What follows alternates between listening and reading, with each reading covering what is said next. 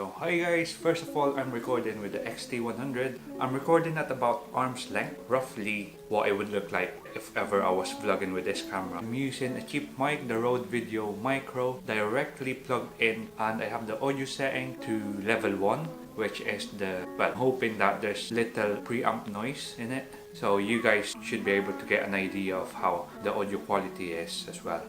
Those are a couple of images of mine. I just thought it might add a little bit of interest in the video. Anyway, so let's begin. So let me start off by saying the Xt100 from Fuji paired with the 15 to 45 lens could have been a great camera for vlogging. Actually, for me, it ticked all my boxes that I need in a vlogging camera. Unfortunately, there is a fault that I need to tell you guys about, and that's why I wouldn't really recommend this at the moment for vlogging until they fix this fault. So I got this camera to replace my vlogging camera, which is the G7. So it's really nice and compact, and you can frame yourself, you can touch the screen to focus, but there's no mic input. It's right away. Let's start with the problem number 1. So there's no way of showing your audio levels whilst recording. There's no audio levels or waveforms or even the most simplest of audio levels. So right now I have the Video Micro plugged in, and literally I'm crossing my fingers hoping that I am recording sound, because there's no way right now for me to say if it's actually capturing the sound or not. It's funny because if I go into the mic setting, I could actually see the levels. So there is actually mic levels in this camera, but there's no way of displaying it whilst recording in the screen. I am not sure about you. I don't want to risk any footage losing sound, because that would ruin my vlogging. That would ruin any videos. Sometimes your connection goes faulty, like your cable or whatnot, and because your mic is still plugged in, it's not gonna automatically switch back to the built-in mic within the camera. So literally you don't have any backup, and like I said, I wouldn't wanna be messing around with any external recorders. There is a sign on the screen that tells me that there's a mic connected, but if I disconnect the mic from my adapter, it's still on, so that doesn't let me know whether I'm recording or not. That's one of the main reasons why I wouldn't necessarily recommend this camera for vlogging. Because I know like the cameras like the Panasonic G7, it doesn't have a headphone jack, but you could still monitor the audio via those levels. So second issue for me is the automatic face tracking. Although it's fast, it's really fast.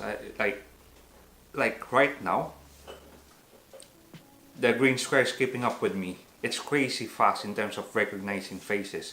I mean, I'm not sure how well the lens follows focusing wise, but I know that in terms of the built-in camera algorithm, in terms of recognizing faces, it's really fast.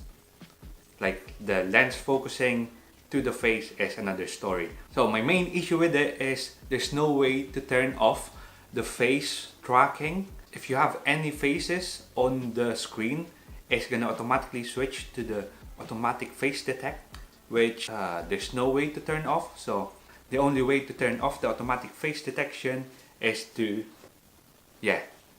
block the face or to get the face away. So as soon as you have my face on it, you're gonna get this tracking. There's no way to take it off.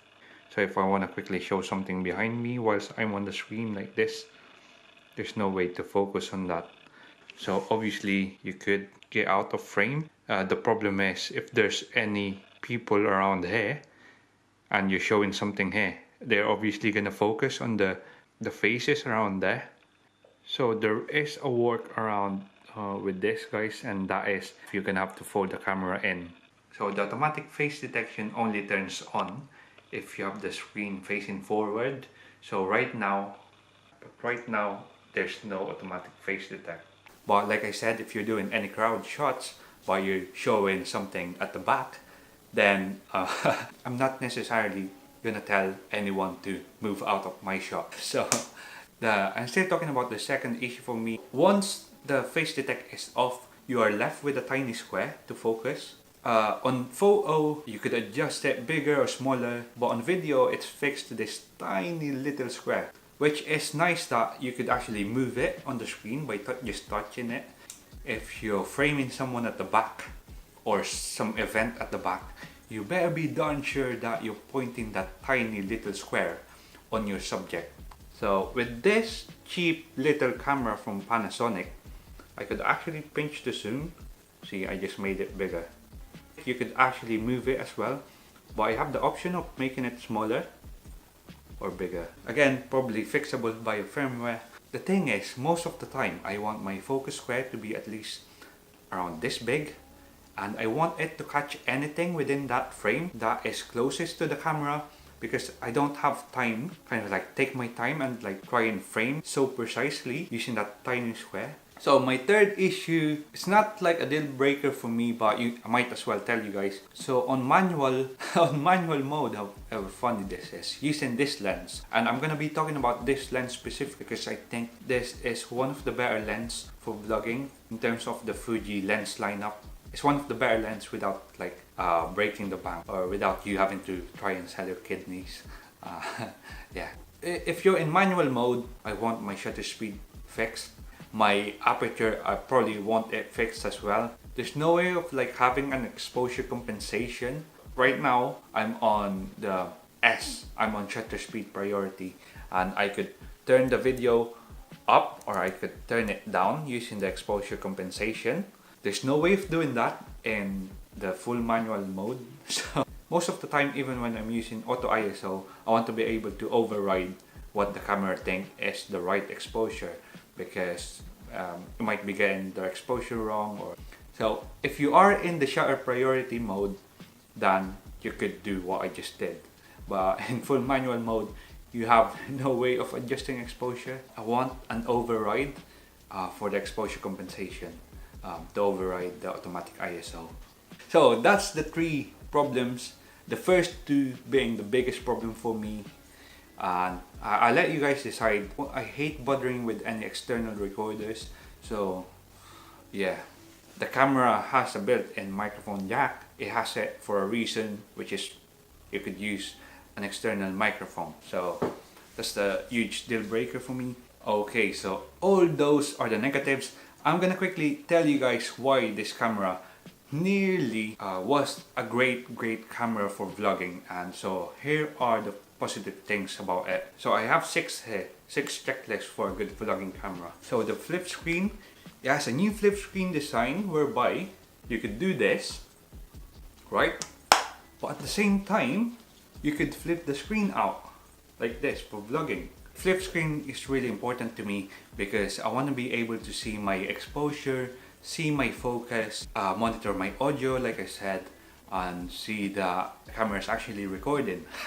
So without the flip screen, I'm not even gonna consider that camera suitable for any kind of vlogs. You could, but you'll be risking not getting the footage or framing your subject wrong. And actually what I like about the flip screen on the Xt100 is that it's touchscreen. So like I said, if you could only turn this darn automatic face detect, you could pull focus. So focus at the computer, focus on the folder, focus on the computer, focus on the folder again.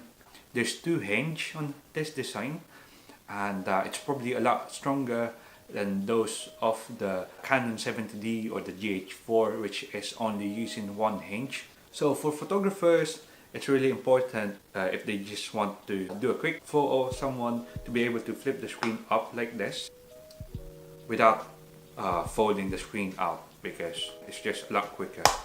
And it's also a lot more balanced that way because the screen is right at the center of the camera. That's the flip screen ticked.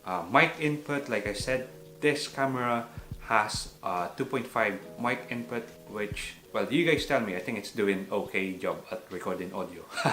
Right, so hi guys, so right now I'm using the Xt1 and I'm still testing. I'm still using the same microphone layout.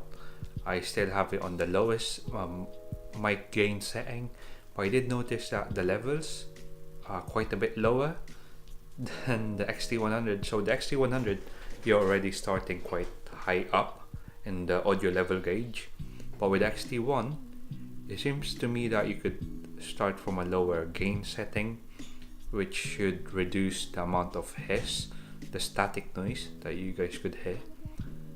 So I'm probably gonna upload this as well, and you guys let me know. So I'm testing the Rode Video Micro plugged in straight to the Fuji Xt1.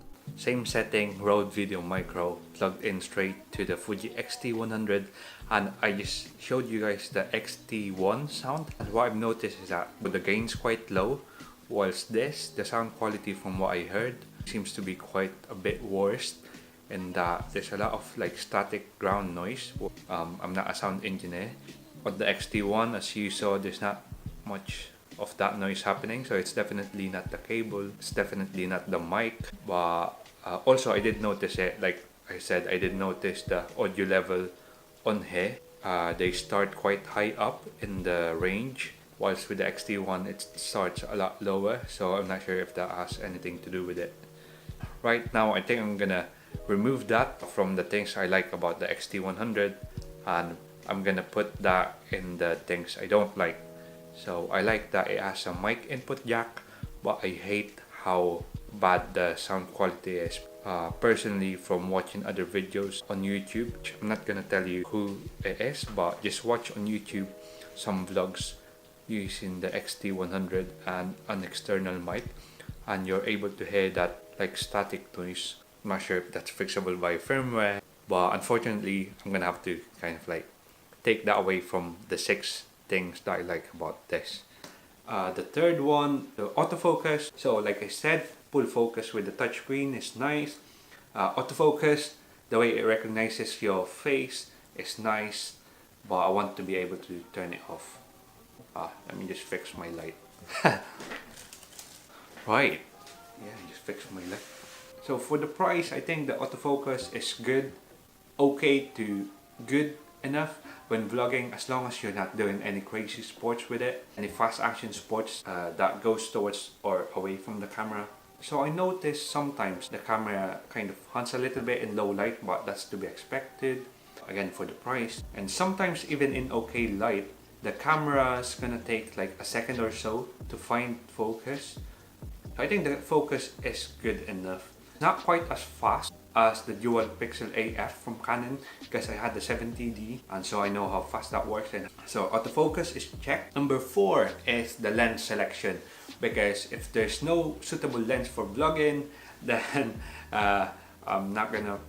Some people vlog with the like 35mm, and I'm not sure how you vlog like that, because 35mm is, show you guys what 35mm is. It's something about this size, and my face is, yeah. Anyway, so it's around there, 35mm. Yeah, it's just I find my face too big, right? And then I need to like stretch my hand like this. But let me tell you, the 14 to 45 on here is quite a decent kit lens, which is good for vlogging. One, because it has image stabilization. Also, this kit lens right here is very light, and it starts from 22mm. So I'm on the widest setting now, and like I said, so the lens of the camera is here, right at the end of my fully stretched arm. In terms of full frame equivalent, it's 22mm. Most other kit lens right now in the market actually starts from 24mm or 28. So it's really nice that this goes wider. And this one's a power zoom, so you could slowly zoom in electronically by using this like focus ring. So I'm gonna do a really slow zoom. Okay, and then I'm gonna do like a fast zoom. Okay. And by using the front like focus ring, which is different, I could actually do a really fast one, like really fast, like.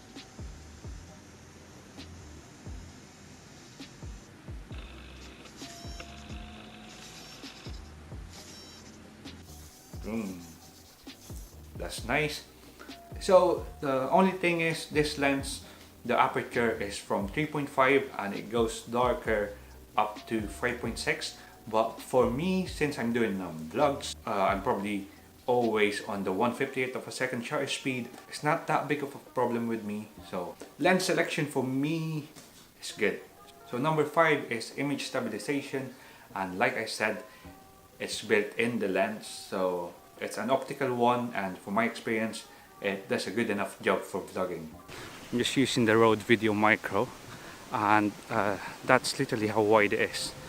And so, but you guys let me know how the stabilization is, and the face tracking, like I said, seems to be fairly good. Still like able to follow me around. That was the lens stabilization, but now I'm using the lens stabilization plus digital one. So and I'm freaking underexposed, so you should be able to see that it crops it down a little bit, so the frame's a little bit tighter, but I'm not quite sure how the walking is. Is it a bit more stable now? Probably is, looks like. So the last one for me was the weight and the size. So this camera, the overall setup right now, it's around 600 to 700 grams with the mic and with the lens and the batteries and everything. So the whole package is quite compact. Definitely a lot less bulky than most DSLRs. It's not going to be the same as your Canon G7 X2, which doesn't have mic input. So yeah, two different things. So weight and size is thick again. Really, I managed to take all those boxes, all my requirements for a good vlogging camera. Yeah, like I said, just those two issues that I told you about. I'll let you guys decide whether this camera is for you. It's a real shame because I was really looking forward to just using one system.